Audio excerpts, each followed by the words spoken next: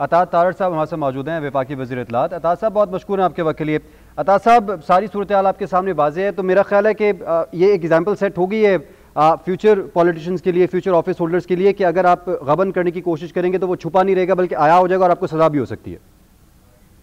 तो बहुत क्लैरिटी है कि जब कोई भी पब्लिक ऑफिस होल्डर उसको कोई तोहफा उसकी सरकारी कैपेसिटी में दिया जाता, पब्लिक ट्रस्ट को ब्रीच किया गया और उसके साथ साथ इन तहाइफ की अंडर वैल्यूएशन करवाई गई है। देखिए, ये पूरा एक ट्रायल का प्रोसेस है।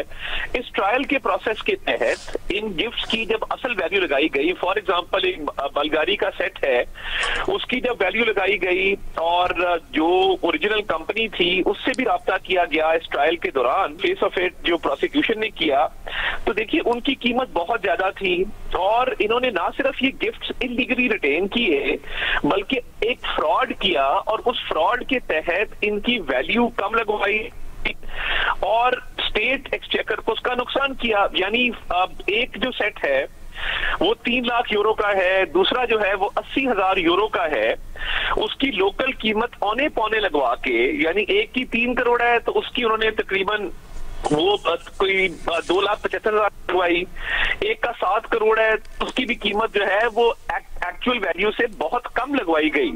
तो देखिए, ये सारा नुकसान जो है ये स्टेट एक्सचेकर को हुआ।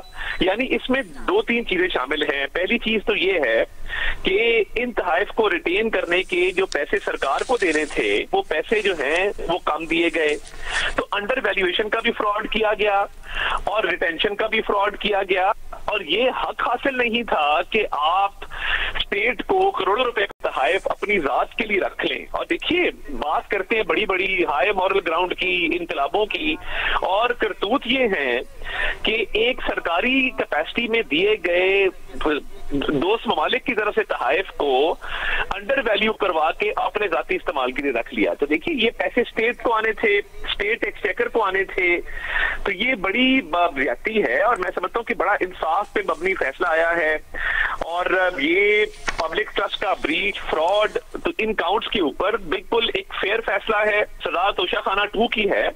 इसमें पीपीसी के सेक्शन 409 के तहत इनको अलग अलग 10-10 साल की कैद की सजा सुनाई गई है और दूसरे सेक्शन में जो उसके तहत 7-7 साल की जो है वो कैद सुनाई गई है। तो देखिए, ये मुकम्मल तौर पे अपने ओहदे का गलत इस्तेमाल करना और सरकारी अमानत में खयानत करना, क्रिमिनल ब्रीच ऑफ ट्रस्ट करना, ये बिल्कुल साबित हो चुका। करोड़ों के तहाइफ अपने पास रखी, यानी आपने 3 करोड़ का एक, 7 करोड़ का एक आपने जो है वो स्टेट को नुकसान पहुंचाया है। ये इनको कोई हक हासिल नहीं था कि ये सरकारी तहाइफ को इस तरीके से अंडर वैल्यू करके स्टेट के एक्सचेकर को नुकसान पहुंचा के अपनी। जी, आप इस हवाले से अपने ख्यालात का इज़हार कर रहे थे अता तारड़ साहब, आपका बहुत शुक्रिया, आपने चैनल को वक्त दिया।